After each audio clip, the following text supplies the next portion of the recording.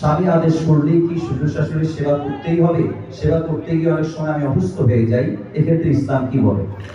ভাইরা আমার, স্বামী যদি আদেশ করে যে আমার বাবা মার খেদমত করো, এখন বোনের প্রশ্ন হলো আমি অসুস্থ হয়ে গেলেও কি স্বামীর সে নির্দেশ মানতে হবে কিনা? উত্তর হলো না।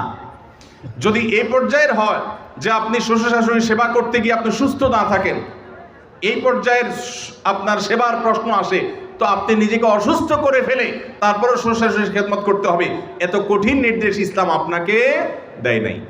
তবে এ জাতীয় ইস্যুতে আমি অনুরোধ করব, কোনো ভালো বিচক্ষণ বিদগ্ধ আলেমের কাছে দেখা করে উভয়ের পরিস্থিতি পর্যালোচনা করে অ্যাসেসমেন্ট করিয়ে তারপর সমাধান নেওয়ার চেষ্টা করবেন। কারণ এখানে আপনার কাছে যেটাকে মনে হচ্ছে বাড়াবাড়ি, আদতে সেটা খুব নর্মাল বিষয় হতে পারে।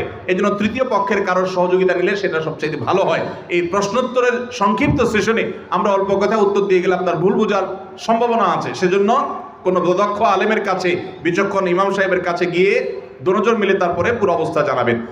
শরীয়ত মৌলিকভাবে মেয়েদের জন্য শ্বশুর শাশুড়ির খেদমত করাকে ফরজ ওয়াজিব করে নাই, কিন্তু স্বামীর প্রতি তার যে শ্রদ্ধা ভালোবাসার দাবি আছে, সেই দাবি থেকে যে স্বামীটা সারাদিন আমার সংসার সন্তানের উন্নতির জন্য কষ্ট করে, সেই স্বামীটা অগোচরে তার উপরে কর্তব্য তার বাপ মার সেবা করা। তিনি যেহেতু আমার কাজে গেছেন, আমি তার জন্য একটু হেল্প করলাম, তার হয়ে একটু কাজ করলাম।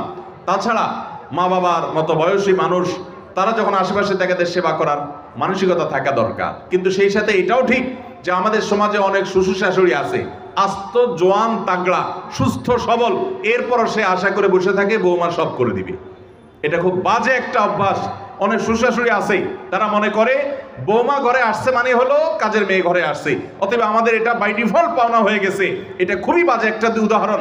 শ্বশুর শাশুড়িদেরও আল্লাহর কাছে বিচার আছে, তারা জুলুম করলে, সীমা লঙ্ঘন করলে তাদেরও দায় আল্লাহ তাআলার কাছে থাকবে।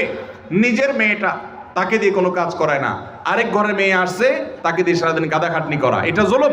অতএব জুলুমও করা যাবে না।